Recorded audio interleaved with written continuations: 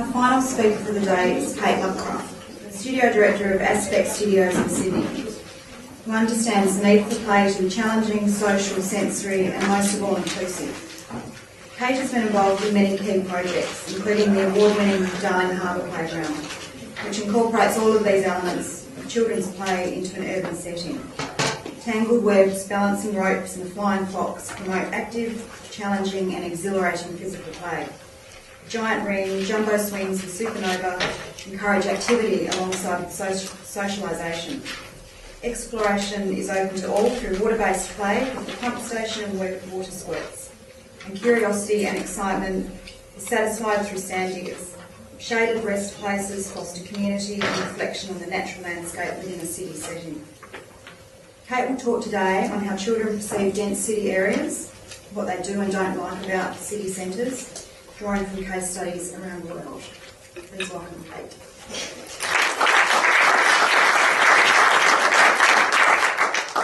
Hello and thank you for having me. It's a joy to be in Hobart. I haven't been here for 16 years, so it's very nice to have the opportunity to visit your beautiful city. Public speaking terrifies me. I get very shaky and nervous, so I'm going to refer to some notes, so please bear with me. My talk today is going to focus on the inner city parts of our cities, the dense urban areas, and why it's important to provide play opportunities in those areas, how children see, move through and understand inner city areas, and how children perceive cities. I'm also going to touch on what's on offer for young people currently in our cities and ways in which we can address the lack of opportunity to create richer urban areas. And at the end I'll show some case studies from around the world.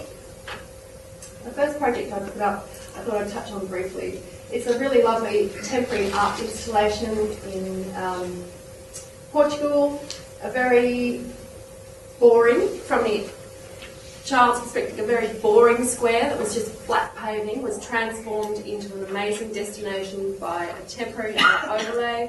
Some local artists looked at ways in which they could change the use of the fountain. So I think there are about 4 different overlays that they added to the fountain. One was little ladders that actually allowed you to get in and out. Another was these the sort of swimming pool paraphernalia that again is an invitation to come in and use the water. And the third thing they did was to flood the surface with the plastic balls that you often get in indoor play gyms. So it looked like sort of hundreds and thousands had filled the fountain. So I think that was kind of a beautiful way to start with that little project. So firstly, why I think it's important for us to provide play opportunities in inner urban areas of our major cities. It's widely documented that contemporary children are increasingly living in denser urban areas, with decreasing private open space. Most of our major cities are encouraging high-rise apartments to be developed in the CBD to decrease pressure for housing on the urban fringe. For some children, the balcony of their apartment is the only private outdoor space that they have regular access to. They may also spend most of their time in the city as their school or daycare centre is likely to be located near their home or their parents' place of work. The other very common trend in urban design is to locate dense residential apartment living over commercial or retail space within 400 metres of the train station. This is the whole transport-oriented design thinking that's been happening in urban design now for the last 10 years.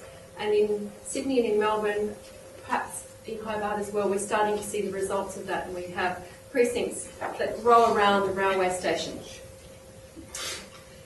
That results in very high populations living in a tiny footprint. For example, in Sydney, a suburb called Chatswood, with very little open space.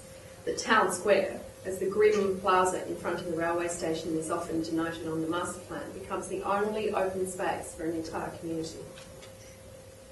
This puts increasing importance on our public spaces to provide opportunities for children to play, and in areas that we would not have traditionally thought that children would be. Parallel with our shrinking private open space is an increased focus on improving our inner city areas and a desire to make them more livable. Most city centres have had multiple master plan and vision documents prepared, often by very well-known international consultants.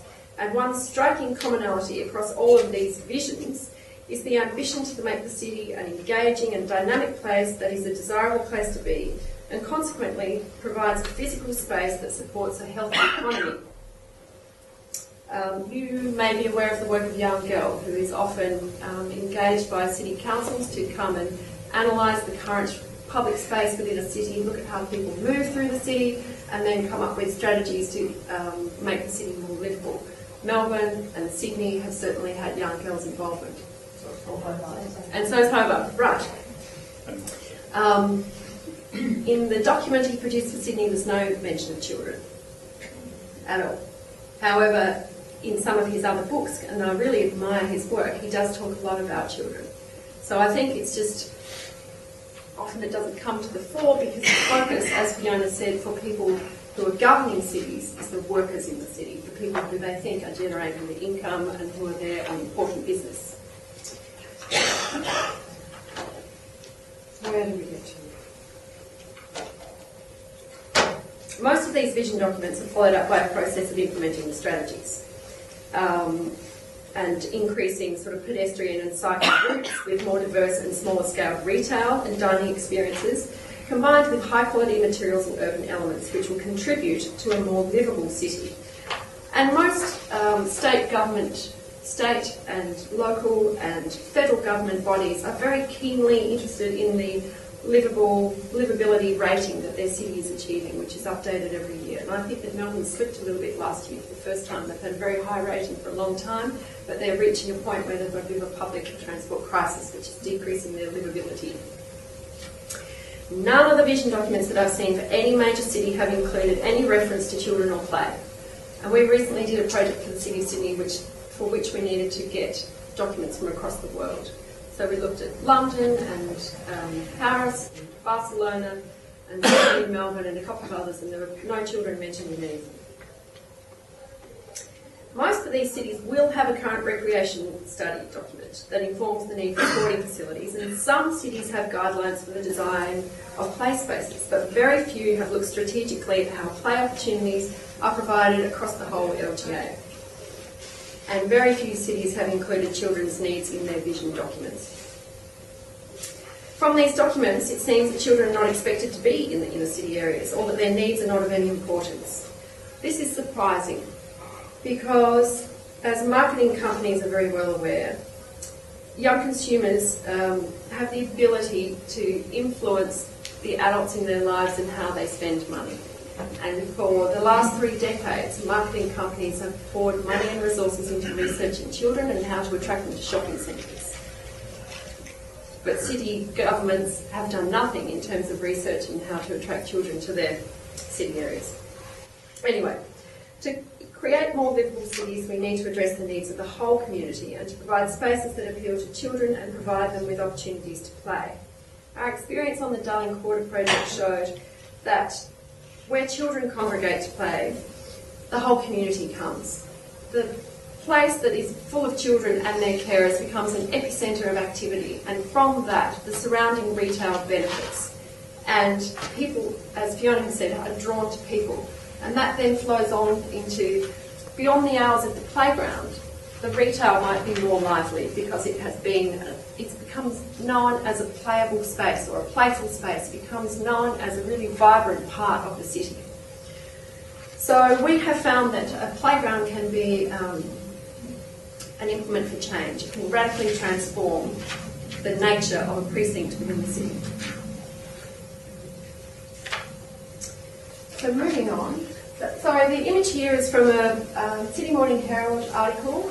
Last year there was a big fuss in the media about children living in apartments and their access to private open space and it being limited to balconies.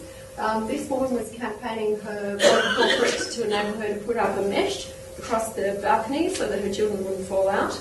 And there were lots of people on the body corporate who said, no way, we can't have our apartments turn into ugly prison-like buildings. You've got to stay out there and observe your children 24 hours a day. You just cannot take your eyes off your children. So there was a lot of debate about how to make balconies safe for children, and the thing that just made me laugh a lot was that pretty much every balcony is provided with a folding clothesline, which is just an invitation to climb up and over. Doesn't matter what the parents put on the balcony. If if these are being built with a clothesline that is effectively a little ladder, there's no way children are going to be falling up. And I think I've sort of touched on this, that basically we really want to make the whole city a socially sustainable place, and to do that we need to bring in children, and with children will come the rest of the community. And in doing that, we know that the economy will be boosted. How do we learn about children and their needs? We've had lots of great discussion about how to consult with children, and I won't dwell on this, but I found this on the internet and I thought it was hilarious.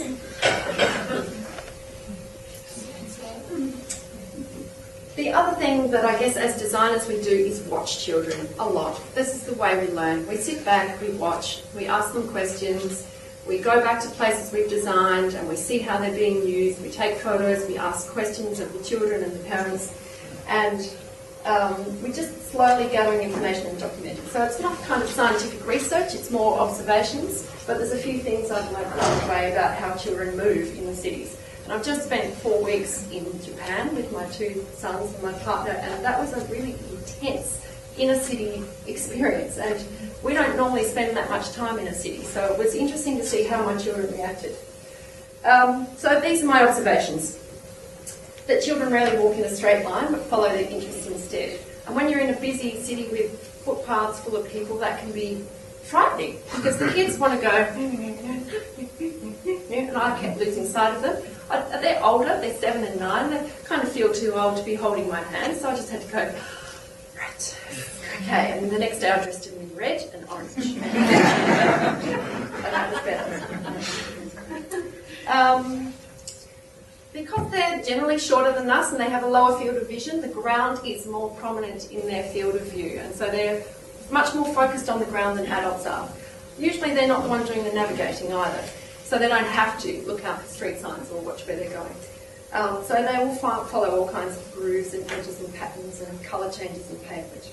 And they'll stop randomly and jump over cracks and hop along particular colours, which again causes troubles with the busy people in the city who are trying to get from A to B very quickly.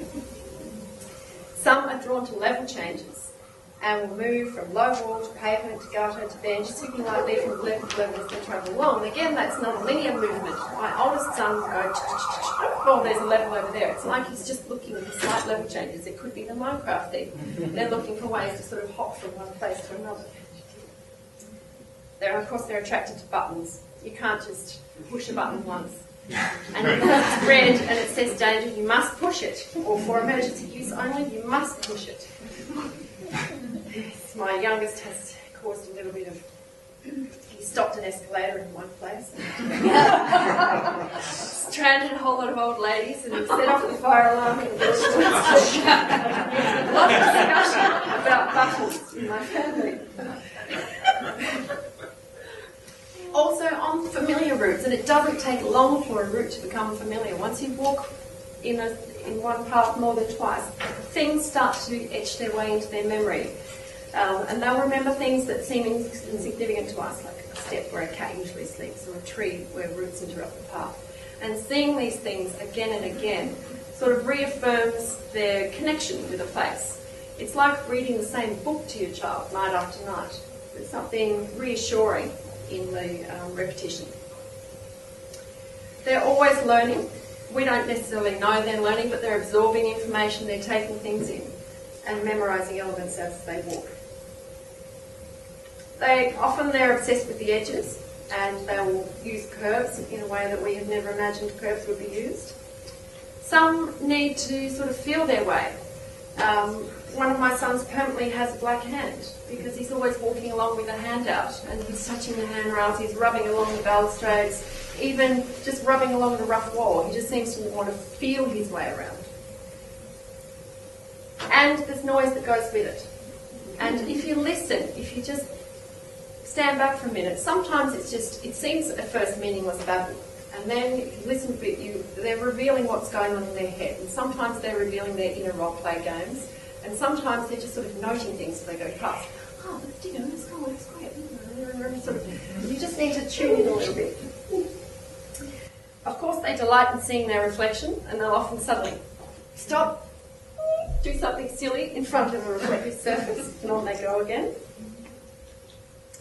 And when they're engaging in role play by themselves, it looks like they're talking to themselves. Their arms are going wildly at the same time. I've got one son who's obsessed with Harry Potter, so he walks along. Which again is frustrating when there's lots of people coming and going and you don't know when he's going to throw an arm out in front of somebody. When there is vegetation around and it's at their height, they are drawn to it, and some children more than others. Some children are little collectors and will go along plucking berries, taking leaves, taking flowers. Sometimes, they go from one, that's fabulous, look at that, see another one, and throw the first one away. Others make collections as they go, and you come home and you've got a whole lot of sweaty little flower petals to deal with. Here, Mum, I collected these for you. Okay, beautiful. They also pick things up. They don't care that the ground is dirty. They don't care about rubbish. They see things that glitter, shine, have any colour on the ground, and they're just like little bowerbirds. They have to pick them up. I often used to turn out pockets in the wash and there'd be all kinds of broken bits of glass and bits and pieces that they picked up along the way. And again, sometimes it's just to have as a collection, or sometimes they become props as they play. Alright, this is the trickier one. How do children perceive cities? This isn't something I've done research in, and maybe, Karen, you can tell me about someone who has, and I can go and read their work. But again, based on initial observations and interrogating my children, these are some preliminary findings. And I've kind of put it in two groups. We've got a 6 to 10-year-old group and a slightly older group. So the city for the 6 to 10-year-old group is both intimidating and exciting. They're drawn to the atmosphere of festivals, whilst overwhelmed sometimes by the crowds. They enjoy places where there are open areas and opportunities to move freely.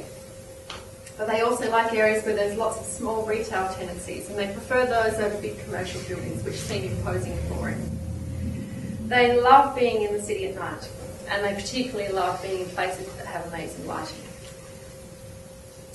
For the children who live in the city is seen as a very normal place to be because they're there every day. But for non-city residents, it's a very special place to be because non-city residents tend to come in for something special, a festival or a visit to the orthodontist or something like that. And they enjoy places with fine-grained detail that provide interesting elements within their field of vision. For older children, the city is associated with retail activities as well as places to socialise. They enjoy being in the main shopping streets and browsing through stores or window shopping. They seek places to congregate in groups with their friends to socialise. And this is a form of play, and this is a really valuable form of play for older children. We as adults often look at congregating teenagers as delinquents who are loitering and making the place look messy, and perhaps they're planning some illicit activities. But what they're actually doing is hanging out and socialising, which is the most common form of play for teenagers, and it is the most common form of play for teenage girls. We do a very good job of providing skate parks and things for teenage boys in general, but teenage girls are sort of being left wildly unrepresented. And they enjoy the opportunity to participate in cool activities, but they're also apprehensive about doing something uncool. So I'll talk later about programming events that children can participate in, and that's a key area for attracting older children, I think. So taking a look at our cities. So when I did this, I was thinking mostly about Sydney and Melbourne, because I know those cities the best. What is currently there for children to do? There are cultural institutions like museums and art galleries, and some of them have outside exhibits and educational facilities. There are schools and childcare centres, often in our cities with rooftop play areas. There are sometimes interesting interstitial spaces like little squares and laneways. There are urban elements, there are bits and pieces, there are bollards, sculptures and public art that provide informal play elements. There's usually no dedicated play area. The City of Melbourne doesn't have anything in the city centre. Sydney now has Darling Quarter, which is on the edge, but there's nothing really in a more central location. There's usually a lack of traffic-free space in which that they can, or open space in which they can play. And sometimes there are arts programs and festivals with interactive elements and activities for children. I had a look online at Copenhagen because it has a great reputation as a very livable, pedestrian-friendly, child-oriented city.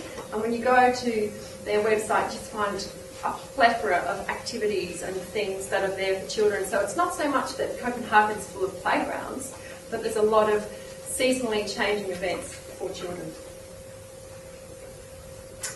So I guess what I found after that analysis was, particularly Sydney, it's just full of business activities. There is open space. We have a couple of beautiful parks. We have Hyde Park and we have Belmore Park, which could become even more beautiful if Fiona is able to work with the local government there.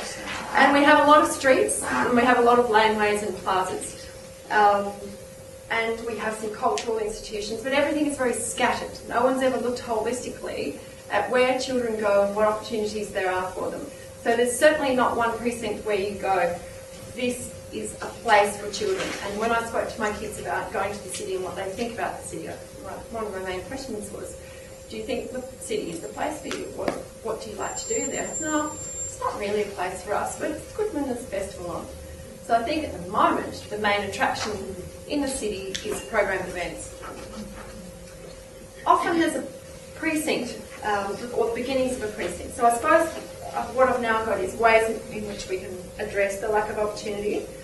And this is kind of chronological. This is how I would approach it if I had the process of looking at a city. So first I'd analyse, or get a group of people and analyse it. And what we'd be looking for is existing child-oriented facilities, and try and see if there's any clusters of activity where we could create a precinct, for example, around schools or cultural institutions. Then establish a consultation process for children, ask them to map the city, places that appeal to them, the types of activities that they enjoy, and to identify the parts of the city that have nothing that they enjoy. So start a really good consultation process. And I think sometimes it can be tricky to get consultation with teenagers going, but in inner city areas I think it's vital. So you kind of need representation from both younger and older children in that process. You could then work with the existing cultural institutions, again with the aim of creating a precinct with a range of indoor and outdoor activities for children that relate perhaps to the institution's function. I know that some museums have school holiday programs, but usually they're within the museum. But it would be fantastic if there would be a relationship between the museum and the city where some of those programs could happen in the space outside the museum and be free. You can work with retailers and food outlets to identify places where young people are welcome and where appropriate menu options are available. And again, this is acknowledging the social nature of how teenagers play and allowing a place where they can be for an hour and all they've had is a milkshake, and that's quite okay with the retailer. Pedestrian priority routes are very important because that enables the kids to move freely and the parents not to be freaking out about how they're travelling through the city. So everyone has a much more relaxed experience of being in the city if the cars are calmed, slowed down, or if not removed entirely. Play streets are something that I'll touch on further in this presentation. There's a whole plethora of activities around play streets that are happening across a few other countries. London's doing a lot of excellent work. And in the Netherlands and Germany, play streets have been happening for a long time. It's also starting as a movement in the US. And they can be temporary or permanent. So after all of this great information gathering, it would be useful to develop a strategy that includes a range of permanent elements and programmed events. And I think the benefit in spending money on an ongoing program of events is it allows you to keep things flexible, keep things changing, keep up with cultural trends. It's really one of the great challenges in working with playgrounds is you want the playground to last as long as possible. You want the council's investment to be a long-term investment. But it's sometimes hard to know if the things that we're designing are going to be relevant in 10 years' time, which is, I guess that's the tricky business of designing a playground. And if we're talking about events which are staged and they're only there for a month or 2 months, it's a much smaller investment of money, perhaps, for the council, but it also allows for things to be updated regularly. Existing public spaces can be improved greatly through the addition of playable elements. And they may be very simple things like bollards, steps and walls and handrails, but they could also be more beautiful things like sculpture and water features that can be integrated into the overall fabric of the place. The projects shown here, the top one is a temporary art project in Paris, and local graffiti artists were invited to come and set up basically a workshop on the street to paint cardboard boxes, and children were invited to come and participate. And then the painted boxes are able to be assembled however children like. It's just only there for a few weeks. It's a very cheap way of providing play opportunities for children. The project underneath is a temporary installation that our office did for the City of Sydney. The City of Sydney has a program of trying to improve the laneways in the city, both by permanent and temporary works. And the temporary works are usually constructed and then they're there for the 3 months of summer. And they've done this for the last 3 years. They usually invite, it's an open sort of tender process to anyone. So architects and artists and landscape architects tend to be getting involved. It's a very low budget. You get $20,000 to build something that needs to be there for 3 months. So we worked with yellow shade cloth fabric and we made a metal frame that supported it, and the yellow shade cloth was sort of strung quite tautly between it because we wanted to create a space that was kind of compressed and then opened at the ends and had edges that you could bounce off, and was basically a beautiful, bright addition to a very dark and grim laneway that was playful. And of course, being made from shade cloth, it was only ever going to last 3 months. Eventually someone did attack it with a knife. But for the first 2 months it was in pretty pristine condition and very well loved by the residents. Another thing to consider is fine-grained pavement treatments. Now that we know that children are looking down a lot more, what can we do to break up the monolithic pavement that we often have? And incorporating things like changes in texture, finish and size of pavement, adding inserts of metal. A lot of projects that have heritage interpretation, where there are words and so on in the ground, a bit of poetry in the ground, are appealing to adults and children. And incorporate more vegetation as much as possible where we can, especially at the low level, and to choose species for seasonal variation. Again, the City of Sydney has a spring colour or a living colour program where a whole lot of movable plant is brought into the city and filled with quite amazing plants. And it completely transforms the city. And at the end of that, the plants are able to be taken away by the community. They have a giving away of plants day. I know a lot of them end up at our kids' school.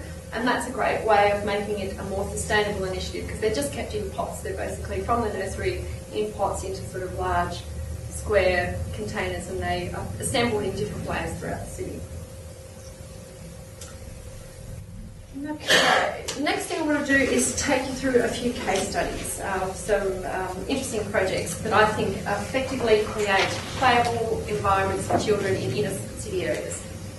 This is a little city in Germany called Göttingen, which transformed its main street by first a radical traffic calming measure. They redid the whole centre of town, so they had the opportunity to completely repave and redesign their main street. They didn't exclude vehicles completely. Of course, vehicles need to come in and out for loading, and there's no time restriction, so vehicles can pass through here at any time of the day if they're there for loading.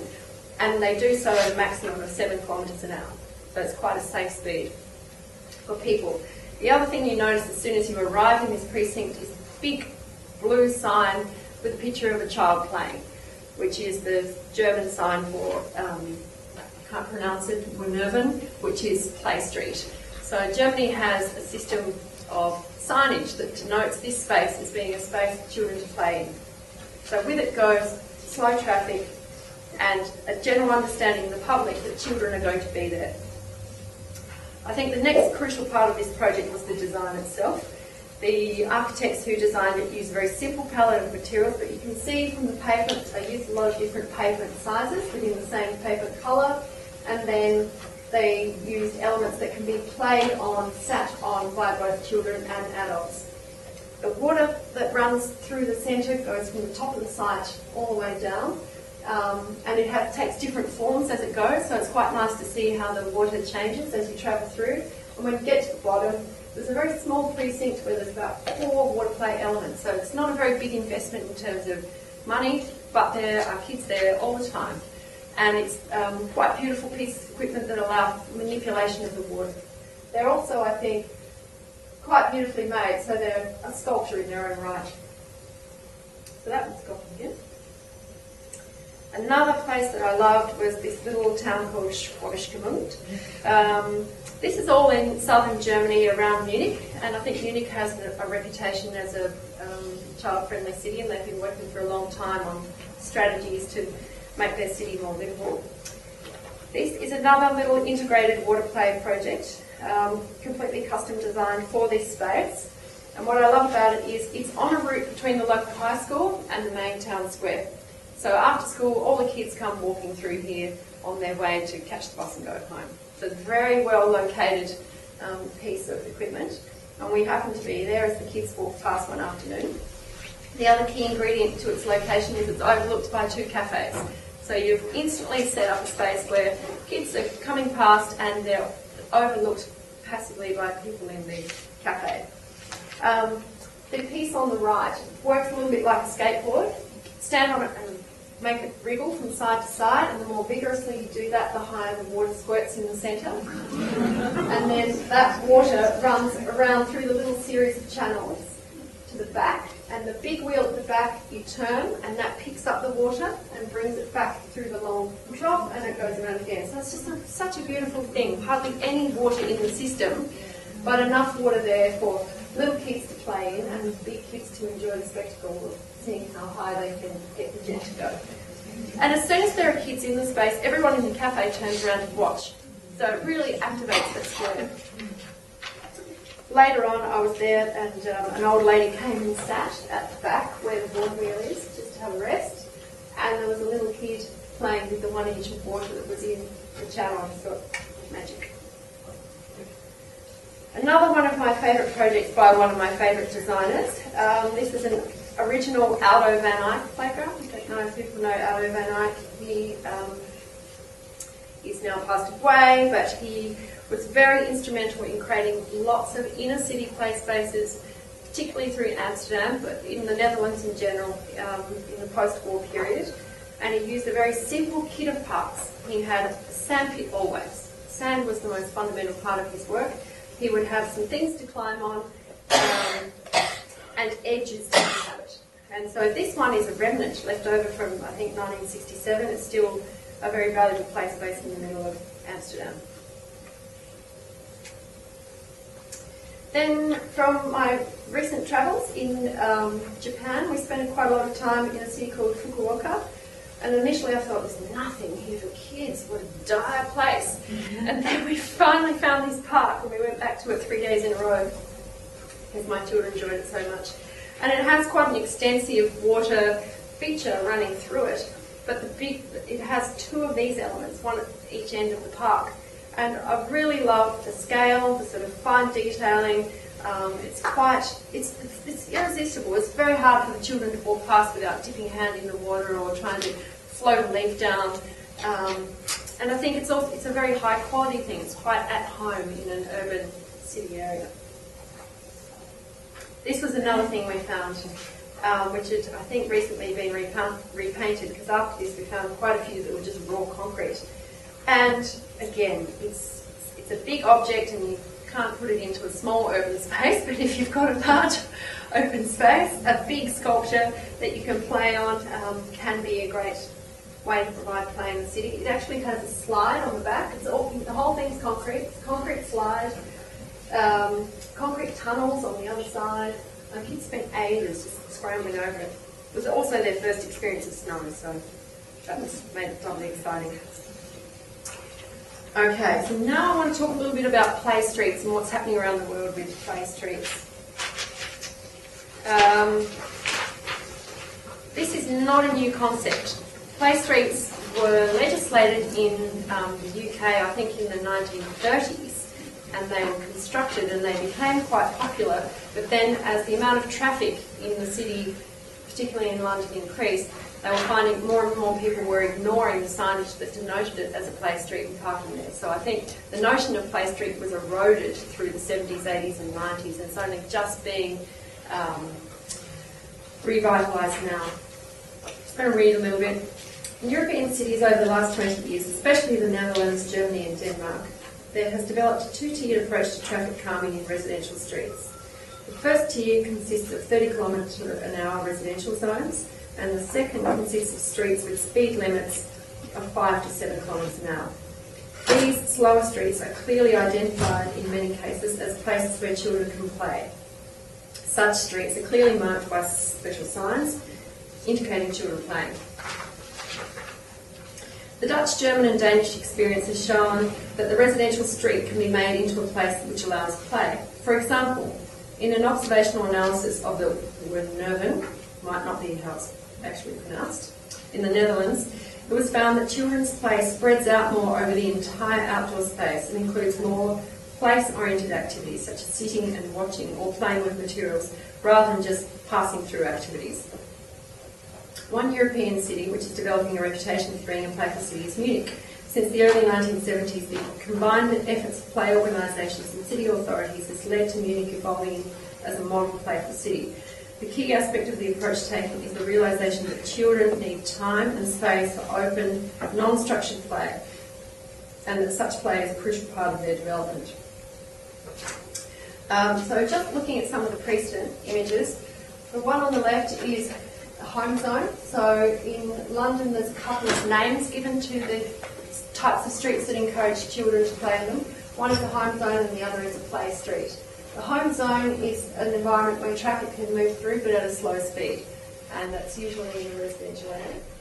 And this is an image of a temporary play street in the US, and some more examples of Werneuven or home zone streets in Germany.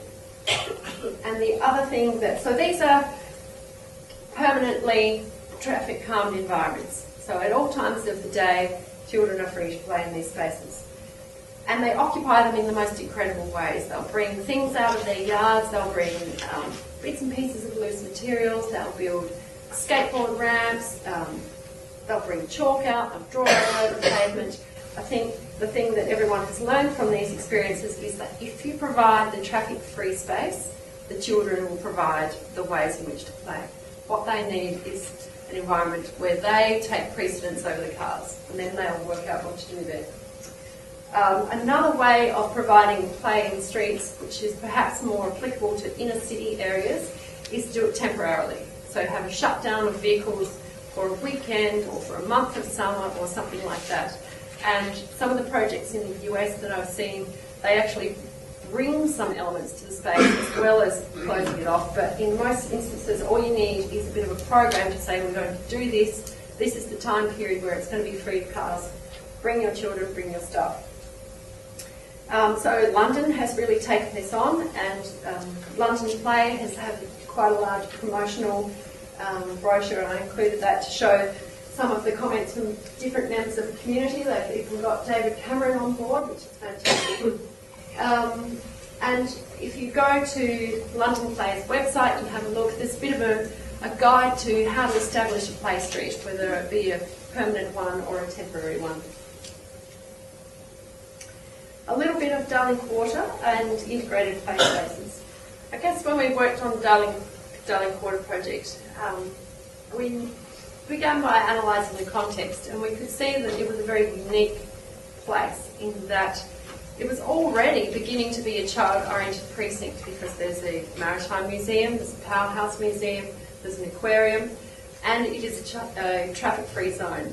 Darling Harbour's got enormous boulevards, so it's a great space for people to be without having to worry about cars. But we were also set the task of making a playground next to a bank headquarters, which is an unusual scenario. And the bank, of course, was putting up the money for the project, and they were concerned that their bank headquarters was going to be looking down onto a playground. So we had to reassure them that it would be sort of an integrated place, that it would be part of the broader public domain. It wasn't just going to be a collection of colourful elements, and that it would be a high-quality visual space. That's what they wanted to know. We wanted to know it would be a high-quality social space. So there was kind of a balance of meeting those two agendas. And one of the ways we addressed both was to use elements like these water play features which are beautiful pieces of sculpture as well as amazingly interactive pieces of play equipment. What I love about this is it's quite heavy to turn the wheel, so if you're a small child, you need someone to help you. So there's lots of great engagement between the child and their carer, or their child and another child. There's often a bit of a before someone realises they need help. And something like this would be quite at home by itself in a small square or a plaza. You don't need an entire playground for something like this to be successful. The other part of the Darling Quarter project was an approach to making the whole space playable and to provide play facilities for not just children but for grown-ups. So we designed some ping pong tables and put them at the southern end of the site, and it's been incredible how much they are used. They're used on the weekends by families and visitors, and they're used throughout the day by the workers. The bank, there's 6,000 people who work for the Commonwealth Bank, don't all have, it seems, lunch at the same time. So there seems to be a flow of people coming down from the bank, having lunch, having a 10-minute game of ping pong and going back up to work. And the grass area beyond, it's just a simple grass area, but it has a series of programmed activities that again draw people from different communities to the space for different reasons. And the programmed activities are very low cost. They include things like a storytelling session once a week in the morning, and that's aimed at younger children.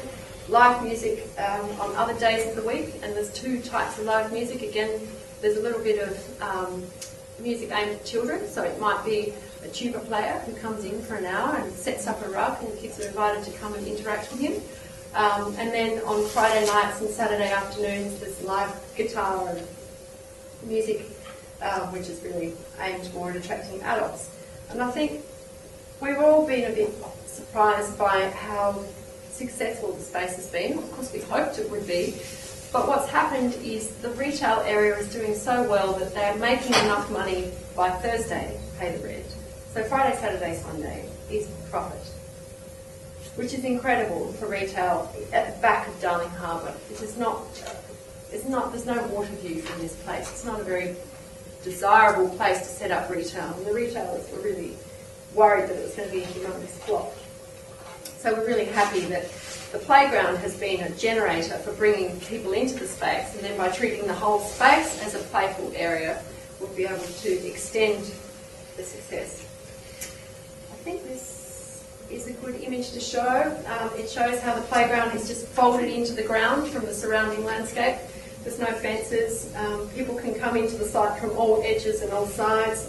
There's a lot of sittable edges, and we often find that people are in the space merely to have lunch and be in what is a lively and attractive place. Just before I end, a couple of other examples. This is a very beautiful old sculpture from the 1970s in Copenhagen. It was quite famous, and Topotech, Topotech, or the landscape architects, were working with big architects to replan the entire square. So I'm very happy to see that they left that piece of clay sculpture and it became more of a central focus in the new square. And it's a very robust piece. It's been there since the 1970s. I guess there are many ways of bringing clay and sculpture together in fantastic ways. This is another temporary element in Vancouver, and I think this, again, is a place where people gather. It's nothing more than some astroturf over plywood. That's it. But people come and buy food from the surrounding retail, picnic there, and children use the space in the way that children do. And that's it. And that was my list of references for further information if anyone's interested. So, thank you.